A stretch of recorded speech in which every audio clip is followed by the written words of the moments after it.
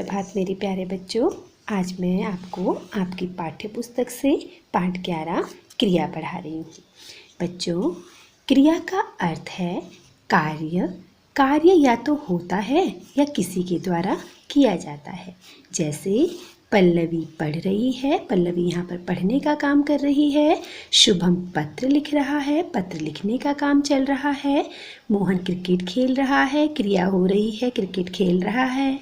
सोनू बाजार जा रहा है, कहा क्या क्रिया हो रही है? बाजार जाने की। सीमा नाच रही है, क्रिया क्या हो रही है? नाचने की। बच्चों, अब क्रिया किसे कहते हैं? जिस शब्द से किसी कार्य के होने या करने का बोध होता है उसे क्रिया कहते हैं। ठीक है बच्चों, जो शब्द किसी कार्य को करने का या होने का बोध करवाते हैं उन्हें क्रिया कहते हैं। क्रिया के अन्य उदाहरण हंसना, बोलना, खाना, पढ़ना, चलना, दौड़ना, रोना, देखना, तोड़ना, पीना आदि। जहाँ पर भी कुछ काम होगा या खुद के द्वारा या किसी और के द्वारा, वो सब क्रिया होती हैं। बच्चों, अब आता है धातु। किसे कहते हैं धातु? जो क्रिया का मूल रूप होता है। क्रिया के मूल रूप को धातु कहते हैं। जो क्रिया का मूल रूप है उसे धातु कहते हैं। क्रिया के विभिन्न रूप धातु से ही बनते हैं। धातु खेल, खेल से खेला, खेलना, खेलूंगा, खेलेंगे आदि। जा से बनता है जाना, जाऊंगा, जाए, जाएंगे आदि। खा से बना खाया, खाऊंगा, खाओ, खाइए आदि। लिख से बना लिखा, लिखना, लिखूंगा, लिखेंगे आदि।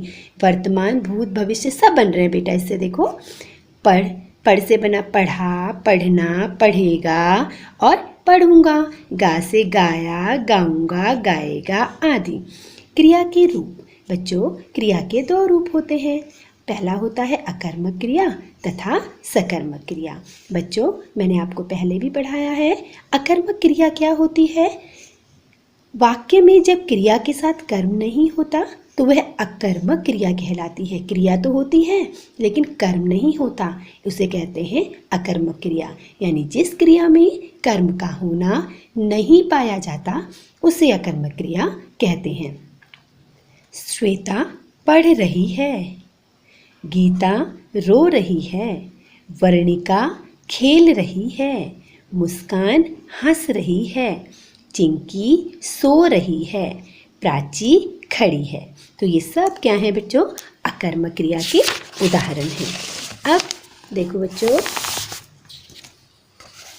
कर्ता। श्वेता क्रिया कर रही है पढ़ने की, वर्णिका है कर्ता करने वाली है और क्रिया कर रही है खेलने की। चिंकी है, वो कौन सी क्रिया हो रही है उसकी? सोने की। गीता है, वो कौन सी क्रिया कर रही है? रोने की। मुस्कान हंसने की क्रिया कर रही है। प्राची खड़ी है। इन वाक्यों में कर्म नहीं है, अतः ये सभी अकर्मक क्रियाएं हैं। अब बच्चों देखो, सकर्मक क्रिया। जिस वाक्य में क्रिया कर्म के साथ होती है, क्रिया भी होगी और कर्म भी होगा, तो उसे कहेंगे सकर्मक क्रिया। जैसे किसान हल चला रहा है, अजय किताब पढ़ रहा है। सब कुछ पता लग रहा है कि हल कौन चला रहा है? किसान चला रहा है। किताब कौन पढ़ रहा है? अजय पढ़ रहा है। संजय कहाँ घूम रहा है? बाजार में घूम रहा है। विनय गाना गा रहा है, दिवाकर खाना खा रहा है, नलिन खेत सींच रहा है। उपर्युक्त वाक्यों में क्रिया के साथ कर्म भी हैं। इसे नीचे पढ़कर समझते हैं। देखो बच्चों, अब इसको नीचे पढ़कर समझिए। लिखा है यहाँ पर किसान कर्म कर रहा है हल चलाने का, कर्म है उसका हल और क्रिया कर रहा है चला रहा है। विनय करता है, गाना कर्म कर रहा है और गा रहा है। इसी तरीके से ये सब हैं। अजय किताब पढ़ रहा है, दिवाकर खाना खा रहा है, संजय बाजार में घूम रहा है, नलिन खेत सींच रहा है। इसमें कर्ता भी है, कर्म भी है और क्रिया है। बच्चों, ये सभी सकर्मक क्रिया के उदाहरण हैं। उपर्युक्त सभी सकर्मक क्रिया के उदाहरण हैं। बच्चों देखो, कुछ वाक्यों में क्रिया के साथ 2 कर्म भी होते हैं।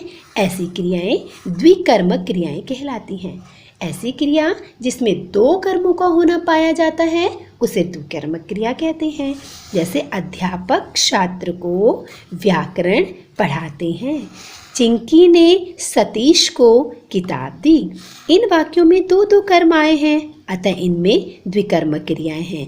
क्रिया के साथ बच्चों देखो, सकर्मक क्रिया की सबसे बड़ी पहचान क्या है? देखो, क्रिया के साथ क्या और किसको, ठीक है, क्रिया के साथ अगर क्या किसको लगाने पर उत्तर मिलता है तो यह वाक्य में प्रयुक्त दोनों कर्मों को स्पष्ट करता है।